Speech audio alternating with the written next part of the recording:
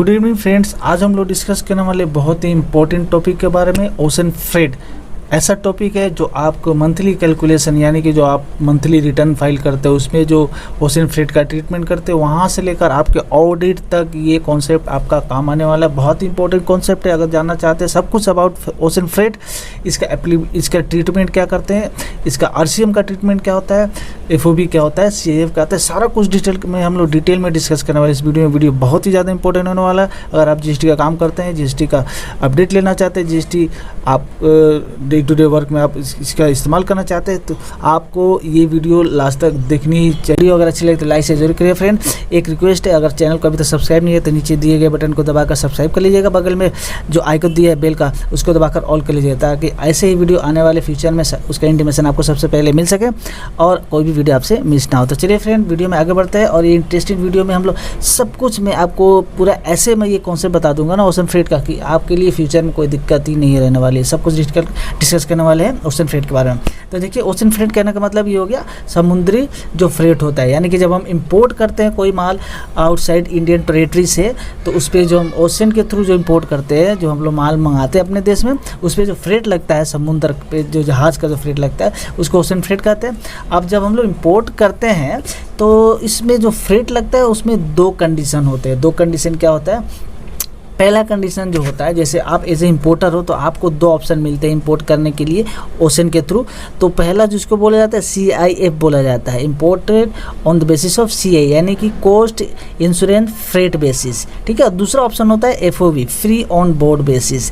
तो ये FOB क्या आता है, CIF का और देख लेते हैं। पहला जो है CIF, कॉस्ट इंश्योरेंस फ्रेट जो बेसिस होता है, इसमें क्या होता है, एक जो कॉन्ट्रैक्ट होता है माल लाने का, वो जो कॉन्ट्रैक्ट होता है फ्रेट का वो होता है एक्सपोर्टर और शिपिंग लाइन के बीच में, यानी कि जो सप्लायर ऑफ द मटेरियल होता है, original supplier of the material जो बाहर बैठा हुआ है अपने देश के बाहर जहाँ से हम लोग माल मंगवा रहे हैं, वो और जो शिपिंग लाइन जो उसको लेकर आ रही है अपने देश तक टेरिटरी तक, उसके बीच में ये होता है कि वो लोग अपना एग्रीमेंट कर लेते हैं कि किसको कितना पैसा देना है, कितना भाड़ा लगेगा, क्या फ्रेट लगेगा, सब कुछ, ठीक है। इसमें जो मेन इंपोर्टर है जो ऑर्डर देता है माल का, उसके फ्रेट में उसको कोई लेना देना नहीं है। क्लियर है? CIF basis.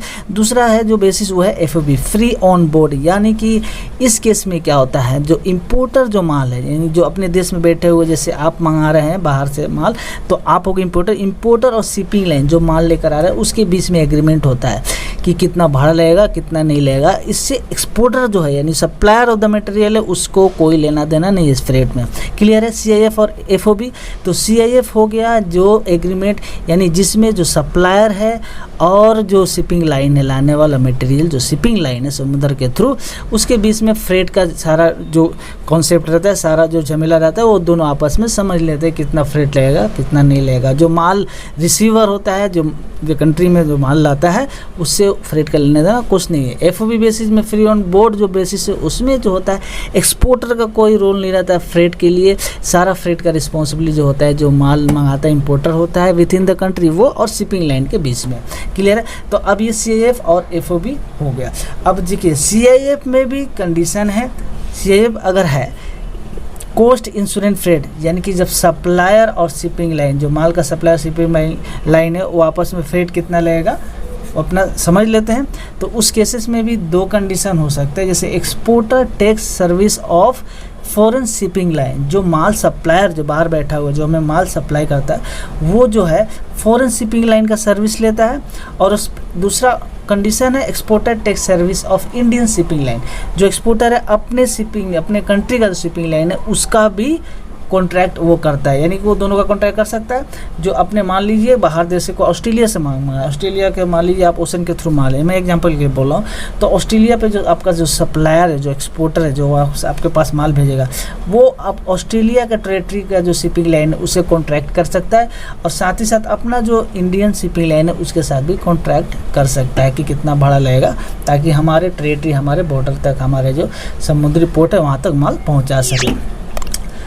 तो अगर वो फॉरेन शिपिंग लाइन जो एक्सपोर्टर है फॉरेन शिपिंग लाइन से जो कॉन्ट्रैक्ट करता है एक्सपोर्टर सर्विस जो लेता है उसे फॉरेन शिपिंग लाइन का, उसमें जो है GST जो है ये लेविबल है under section 5 subsection 3 of IGST act 2017, यानी कि under section 5 subsection 3 of IGST act क्या कहता है वो हम एक बार देख लेते हैं। और उसके साथ ही साथ जो नोटिफिकेशन एक आया था, नोटिफिकेशन नंबर 10/2017, जो कि डेटेड था 28/6/2017 का, उसमें ये डिक्लेयर किया गया है कि ये जो सर्विस है, जो सप्लायर, जो main supplier of the material है, बाहर देश से जो सप्लाई कर रहा है, वो जो फॉरेन कंट्री से जो वहाँ का जो शिपिंग लाइन है उसके बीच में जो होता है और वो उसको जो भाड़ा देता है, वो जो है अपने यहाँ जो है किस अंडर, यानी कि जो अपना RCM है रिवर्स चार्ज में वो आएगा कि नहीं आएगा, उसके लिए ये जो चीज़ है क्लियर की गई है section 5 subsection 3 of IGST act. तो उसके लिए पहले अपने को देख लेना होगा कि section 5 subsection 3 of IGST act है क्या। तो मैं आपको वो एक बार दिखाता हूँ। जैसे मैं पहले हम लोग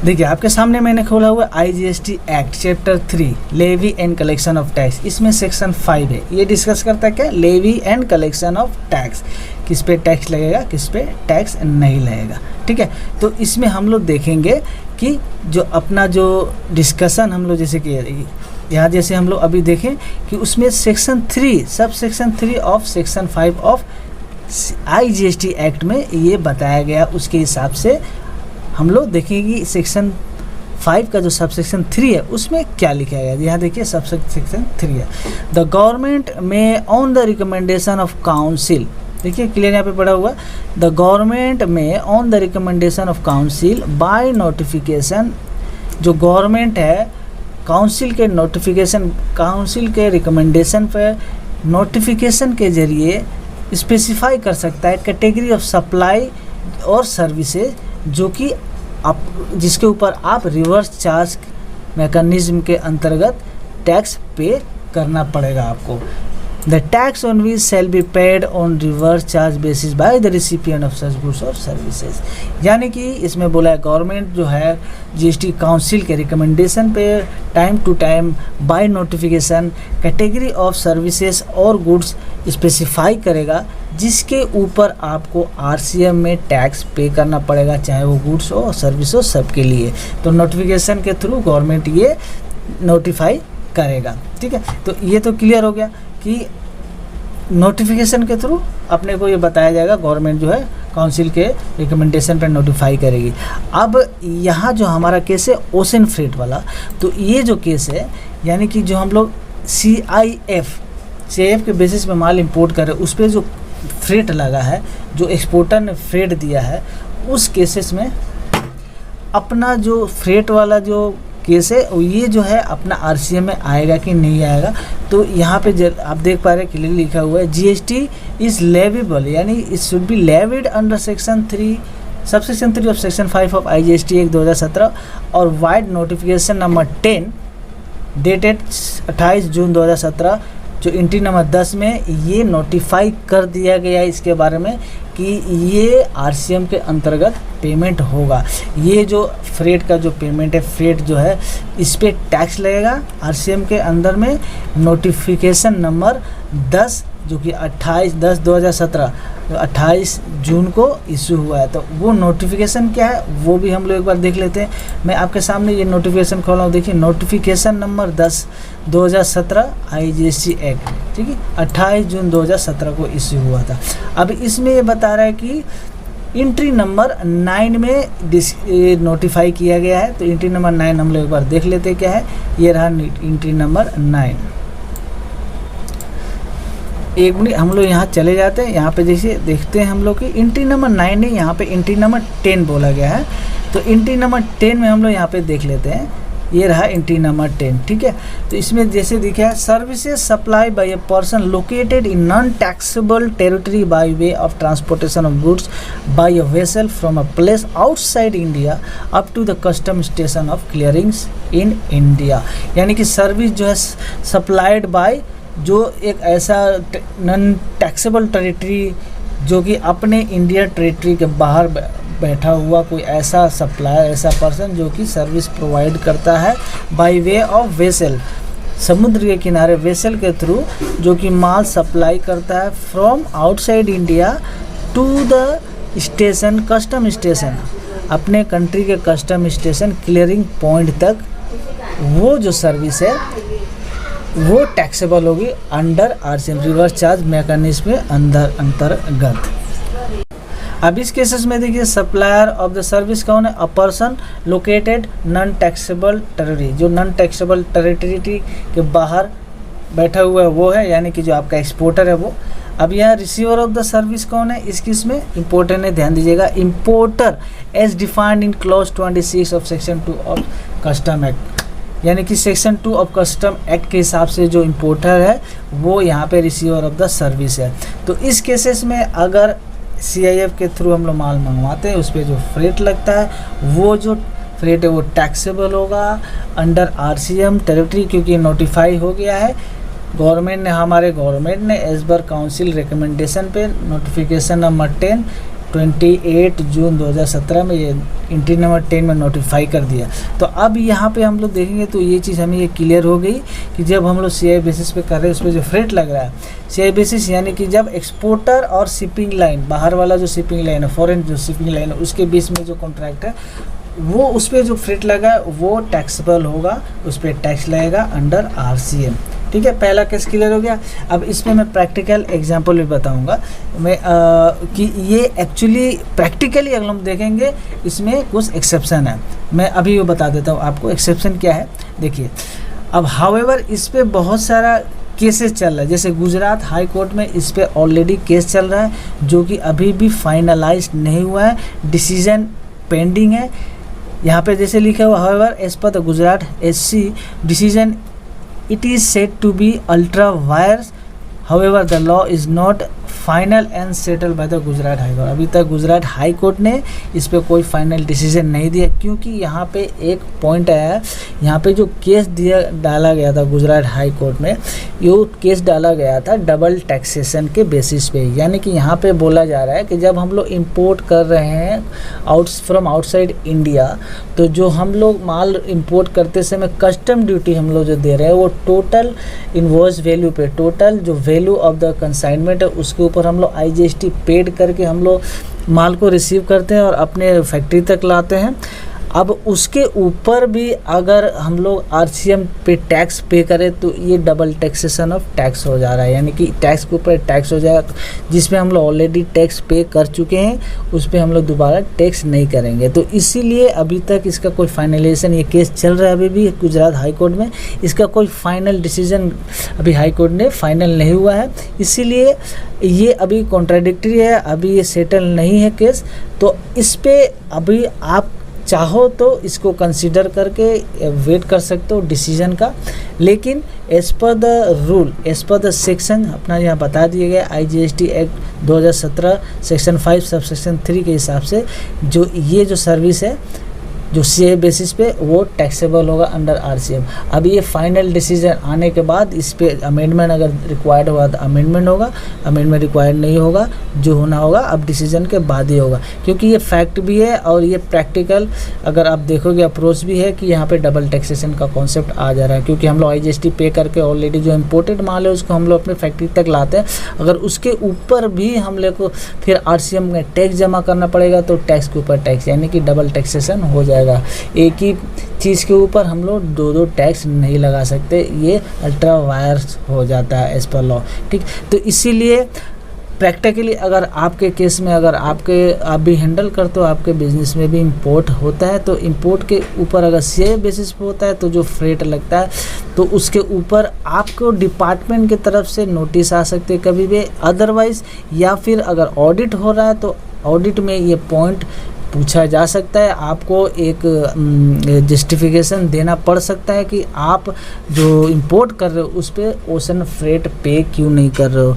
तो आप ये जो गुजरात हाई कोर्ट का जो डिसीजन है, अब जो केसेस है उसका रेफरेंस देते हुए फॉर द टाइम बीइंग आप उसको सस्पेंस कर सकते हो, फॉर द टाइम बीइंग उसको होल्ड कर सकते हो, लेकिन एज पर लॉ जो है आपको जो ऑडिटर है, आपका जो डिपार्टमेंट का जो कमिश्नर है, जो ऑफिसर है, वो आपको ये पॉइंट आउट जरूर करेगा कि आपको इसको आरसीएम में डिक्लेयर करना चाहिए, क्योंकि आपका ये जो फ्रेट है सेम बेसिस पे ओशन फ्रेट है और ओशन फ्रेट आपको आरसीएम में पे करना पड़ेगा।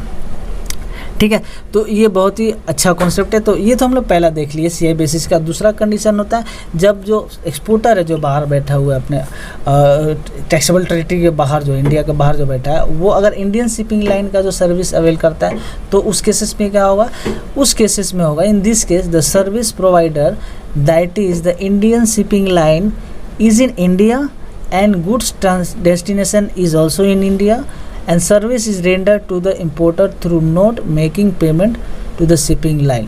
यानी कि ये चूँकि बाहर बैठा हुआ जो एक्सपोर्टर है वो अपना इंडिया शिपिंग लाइन का सर्विस ले रहा है, और इस केसेस में क्या हुआ, जो सर्विस प्रोवाइडर है जो इंडियन शिपिंग लाइन है वो भी अपने इंडिया में है, और इसका जो सर्विस प्लेस ऑफ सर्विस है वो भी इंडिया के अंदर ही देना है, और जो सर्विस रिसीवर है वो भी अपना ये इम्पोर्टर ही है जो यहाँ डेस्टिनेशन भी यहीं पे। ऑल्दो जो इम्पोर्टर जो है वो पेमेंट नहीं कर रहा है डायरेक्टली ये शिपिंग लाइन को, वो खुद पेमेंट नहीं, क्योंकि ये सीआई बेसिस से एक्सपोर्टर को पेमेंट करना पड़ेगा इंडियन शिपिंग लाइन को, ऑल्दो इसको पेमेंट नहीं करना पड़ेगा। ठीक है, the said service can be taxable in India. तो ये जो सर्विस है टैक्सेबल हो जाता है, क्योंकि वो जो सर्विस है रिसीवर भी इंडिया में है, प्रोवाइडर भी इंडिया का है, तो ये सर्विस जो है टैक्सेबल होगा। तो सीआई बेसिस में दो कंडीशन हम लोग देख लिए। एक हो गया अब जब एक्सपोर्टर जो है फॉरेन शिपिंग लाइन का सर्विस लेता है तो आरसीएम में पेमेंट होगा as per section 5 subsection 3 of IGST act. दूसरा केस हो गया जब इंडियन शिपिंग लाइन का जो एक्सपोर्टर जो है बाहर देश वाला वो अगर उसको पे करता है तो वो जो फ्रेट है वो टैक्सेबल होगा इंडिया में, नॉर्मल टैक्सेबल होगा, क्योंकि सप्लायर जो भी है और रिसीवर दोनों इंडिया में है। तो ये सीए बेसिस का दो कंडीशन हो गया। अब नेक्स्ट है दूसरा वाला जो free on board FOB basis पे जो इंपोर्ट हम लोग करते हैं, इसमें जो कॉन्ट्रैक्ट होता है जैसे मैंने ऑलरेडी बताया आपको, इंपोर्टर और शिपिंग लाइन के बीच में होता है। इस पर सप्लायर ऑफ द मटेरियल का कोई लेना देना नहीं होता, एक्सपोर्टर का कोई लेना देना नहीं होता। जो इंपोर्टर जैसे आप बीइंग इन इंडिया आप इंपोर्ट कर रहे हो फॉरेन कंट्री से, वो और इंडियन जो शिपिंग लाइन है या फॉरेन जो शिपिंग लाइन उससे जो कॉन्ट्रैक्ट करके उसको जो फ्रेट पे कर रहे हो उसके बीच में ये कॉन्ट्रैक्ट है। तो उस केसेस में भी दो कंडीशन हो सकते हैं। Shipping line is located in India, यानी कि आप बाहर से वैसे माल मंगा रहे हो, तो जब बाहर देश से माल मंगा रहे हो तो फॉरेन शिपिंग लाइन का भी आप कॉन्ट्रैक्ट ले सकते हो, और विद इन इंडिया जो अपना शिपिंग लाइन है उसका भी सर्विस ले सकते हो।